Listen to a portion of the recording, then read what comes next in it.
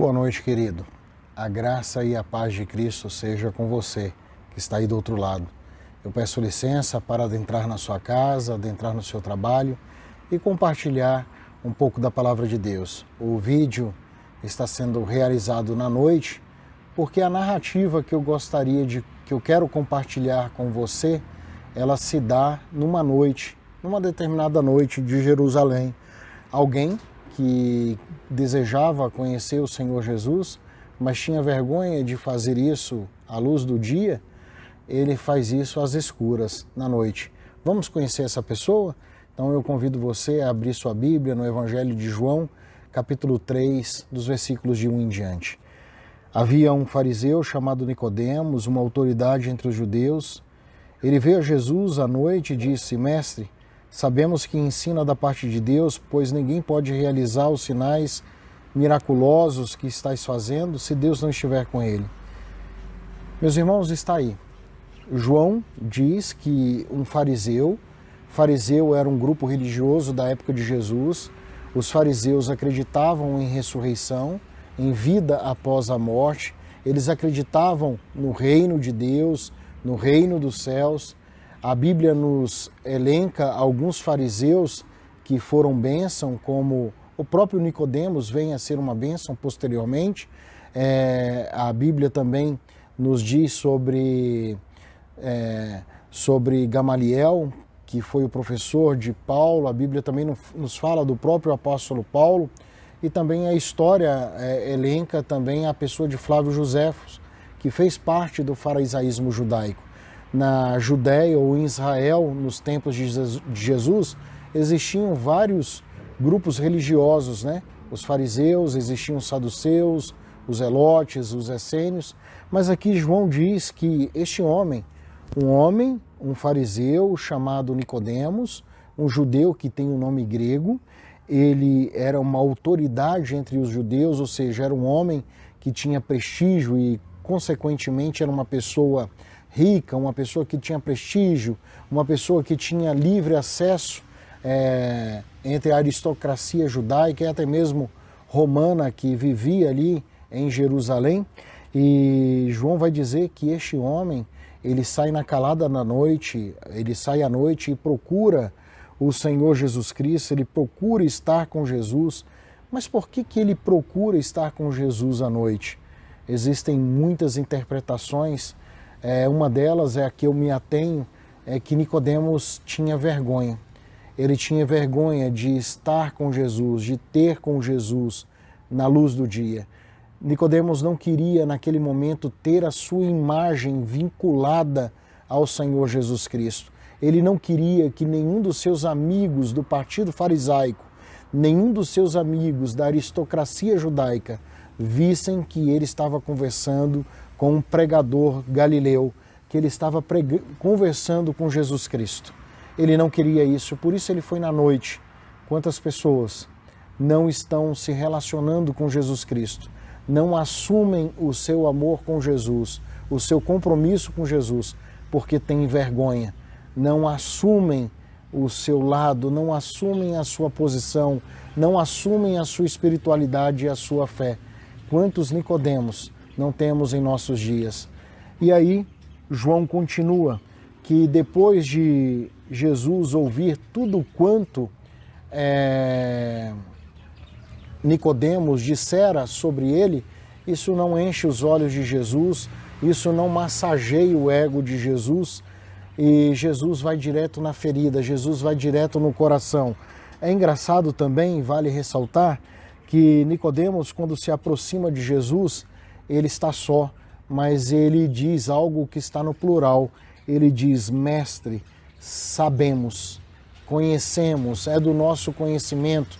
Então, ou seja, ele fala pelos seus, não é? Quando vai procurar Jesus Cristo. E em resposta, Jesus declara a Nicodemos: digo-lhe a verdade, ninguém pode ver o reino de Deus se não nascer de novo.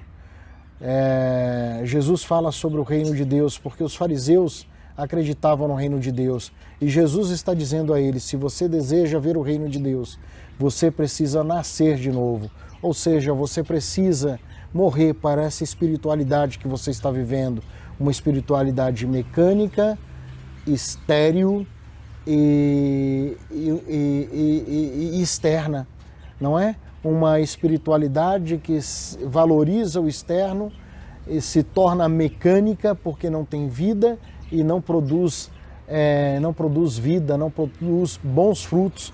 Então o Senhor está dizendo a Nicodemos, olha, você precisa nascer de novo. Se você não nascer de novo, você não verá o reino de Deus. Perguntou Nicodemos. Nicodemos não entende a pergunta e pergunta a Jesus, como alguém pode nascer sendo velho? É claro que não pode entrar segunda vez no ventre de sua mãe e renascer. Jesus responde pela segunda vez, digo-lhe a verdade, ninguém pode entrar no reino de Deus, ninguém pode experimentar o reino de Deus se não nascer da água e do Espírito. O Senhor está falando do batismo. Quando o Senhor fala em água, o Senhor está falando do batismo, o batismo da remissão de pecados, de mergulhar, de experimentar a morte de Cristo. É disso que o Senhor está dizendo. O Senhor está dizendo que precisamos experimentar o batismo. Aquele que deseja conhecer o reino de Deus precisa experimentar do batismo, precisa dar testemunho público do batismo, precisa se submeter ao batismo como uma iniciação à fé e à espiritualidade cristã. Por isso o Senhor diz, ninguém pode entrar no reino de Deus se não nascer da água e do Espírito. E aí o Senhor continua, o que nasce da carne é carne, mas o que nasce do Espírito é Espírito. Não se surpreenda pelo fato de eu ter dito, é necessário que vocês nasçam de novo. Ou seja, a velha religião, a arcaica espiritualidade, ela precisa se converter à boa nova, se converter a Cristo, ao Evangelho. E aí o Senhor continua a sua explanação a Nicodemos, e no versículo 8 ele diz, olha, o vento sopra onde quer, você escuta, mas não pode dizer de onde vem, nem para onde vai. Assim acontece com todos que são nascidos do Espírito. Meus irmãos, ninguém pode enquadrar o Espírito Santo de Deus. O Espírito é vivo, é vivente.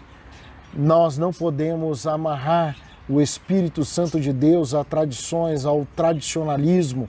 Ele sopra onde quer. Nicodemos e os religiosos da sua época estavam presos a uma antiga religião, a uma religião arcaica, uma religião infértil, a uma religião mecânica. Perguntou Nicodemos, como pode ser isso? Jesus disse a ele, olha, você é mestre, você é rabino, você é entendedor, mestre em Israel, e não compreendes essas coisas?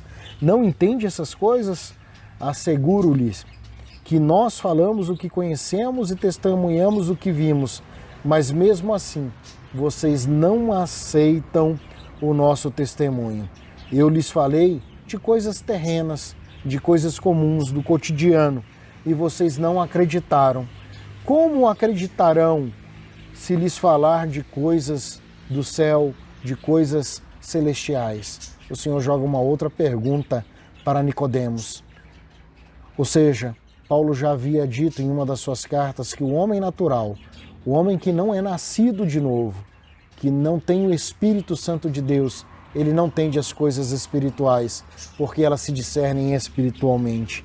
Da mesma forma, versículo 14, da mesma forma como Moisés levantou a serpente no deserto, assim é necessário que também o Filho do Homem seja levantado. O Senhor Jesus está dizendo a Nicodemos que da mesma forma como Deus levantou um libertador nos antepassados do povo judeu para libertar o povo da escravidão do Egito, e este homem levantou uma serpente no deserto, o Filho do Homem também precisará, o Filho de Deus precisará ser levantado. Ou seja, Jesus já estava apontando para a sua crucificação. Ele precisará ser crucificado. Os textos dos profetas Isaías, os textos messiânicos, já diziam da vinda do Senhor Jesus Cristo, da boa nova, do Evangelho, que o Messias viria, que ele daria a sua vida em favor de muitos. Meus irmãos, se desejamos viver uma espiritualidade viva, uma espiritualidade contagiante, uma espiritualidade que pulse no nosso coração, uma espiritualidade espontânea, uma espiritualidade alicerçada em Cristo, uma espiritualidade frutífera, nós precisamos nascer de novo. E não podemos buscar o Senhor Jesus nas trevas. Não podemos ter vergonha do Senhor Jesus Cristo. Não podemos ter vergonha da nossa fé. Na verdade, precisamos mergulhar e precisamos buscar o Senhor Jesus na luz do dia, porque nós somos luz e o Senhor é a luz. Ele é o Pai das luzes. O nosso Senhor é o sol que brilha e dissipa todas as trevas. Que possamos, em nome do Senhor Jesus, não estar presos ao tradicionalismo, à antiga religião, à antiga espiritualidade. Precisamos ser igreja, povo movido pela graça de Deus, movido pelo Espírito Santo de Deus, onde o Espírito Santo de Deus nos levar. Eu desejo a você um dia feliz e um dia abençoado na presença de Deus, que possamos mergulhar dia após dia no nosso Cristo, no Senhor Jesus e em nossa espiritualidade, vivenciar o Cristo ressuscitado dentre os mortos, o Cristo que um dia voltará para buscar a igreja, né? Para buscar o seu povo. Deus abençoe, meu irmão. Eu peço perdão pelo barulho, né, do helicóptero. Eu moro perto de uma base e o barulho às vezes perturba. Não combinei isso com eles, mas eu espero que você possa ter gostado e que isso possa gerar frutos na sua vida. Deus abençoe.